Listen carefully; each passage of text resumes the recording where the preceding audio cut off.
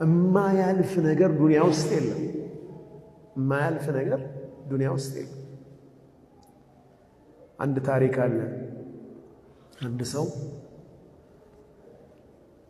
ለንግድና ለተለያየ ጉዳይ አንድ ከተማ ይሄዳል። ባዕድ ነው እሱ። አንድን ሰው ያገኘዋል። በጣም ከመቸገሩ የተነሳ በአንድ በሬ የሚያርስ ሰው ያገኛል። በአንድ በሬ የሚያርስ በጣም ተቸግሮ ማለት ነው። ከዛ ሌላ ጊዜ ሲመጣ ምንድነው ሲለው ይህም ያልፋል አለው። ሌላ ጊዜ ሲመጣ በሬውም የለም፣ ራሱ ተሸክሞ እያረሰ ያገኘዋል። ምን ነው ወዳጄ ሲለው ይሄም ያልፋል አለው።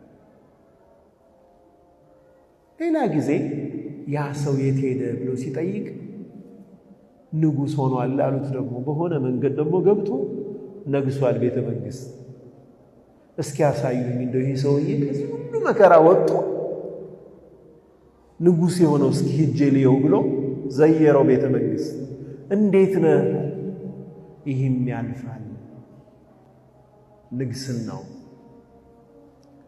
ከተወሰነ ጊዜ በኋላ ሲመጣ ሞቷል ያ ሰውዬ። እስኪ ቀብሩን አሳዩኝ።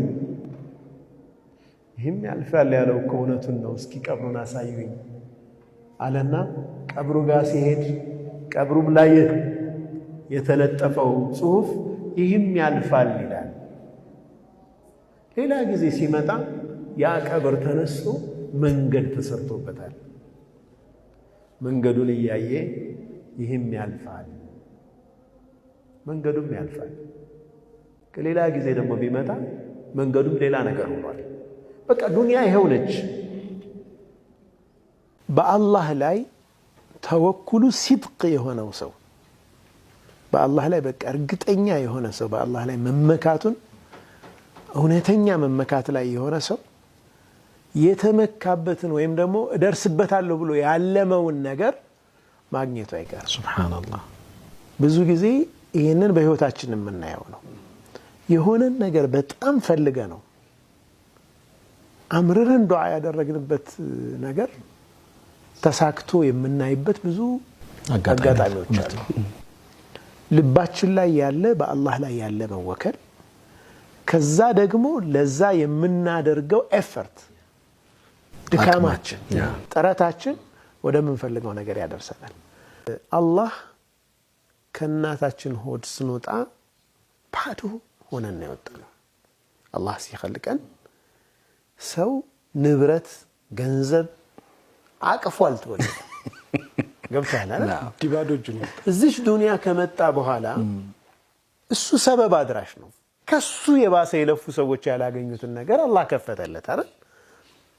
طيب ከረሙን ቸርነቱን ለምንድን ነው የሚያጣው ስንል إنما أوتيته على علم عندي ቃሩን ይህ ሁሉ ነገር ያገኘሁት እኮ በእኔ መላ ነው፣ በእኔ እውቀት ነው አለ። المال مال الله ይህንን የቂን ይፈልጋል። ይህ ገንዘብ የአላህ ገንዘብ ሁሉንም ሰጠኝ። አደራ ጠባቂ ነኝ። ሁሉንም ሰጠኝ። ከዛ ውስጥ ግን 2.5 ያንተ አይደለም ተባልክ። 2.5% 97.5% በሐላል እንደፈለክ ተጠቀም ተባለ። 97.5%ን አይደለም ግን የሚያየው ሰውየው ሲያወጣ 2.5% ነው። 100 ሚሊዮን ብር ካለው 97.5 ሚሊዮን ብሩ የሱ ነው።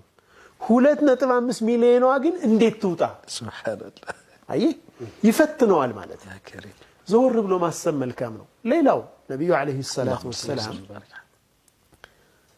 አላህ በባሮቹ መካከል ሰዎች አሉት ኒዕማ አከፋፋይ አድርጎ ይሾማቸው።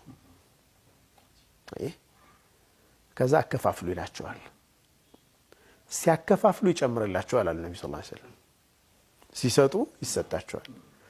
ያው መላእክት አለ አይደለም ለሰጪ ሰጥ የሚለው ሰጪን ስጥ ቋጣሪ ያዝበት ሲቅን ደግሞ ያዝ አይደለም ተለፋ ነው ንጠቀው ማለት እንደዚህ ብሎ ዱዓ የሚያደርግ መላእክት አለ።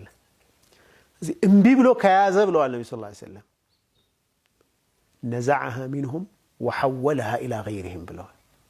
ይነጥቃቸውና ወደ ሌላ አከፋፋይ ያዘዋውረዋል ብለዋል። አከፋፋይ ነው ግን የተባለው ኢላ ገይሪሂም አይገርም።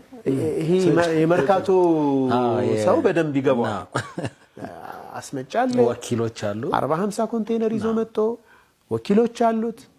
በጣም በሰፊው በፍጥነት ለሚያከፋፍለው ወኪል ነው ክሬዲት የሚያመቻችለት የሚሰጠው እና ሼር በሆን ቁጥር ነው አላህ Subhanahu Wa Ta'ala ያንን ነገር የሚለቅልንና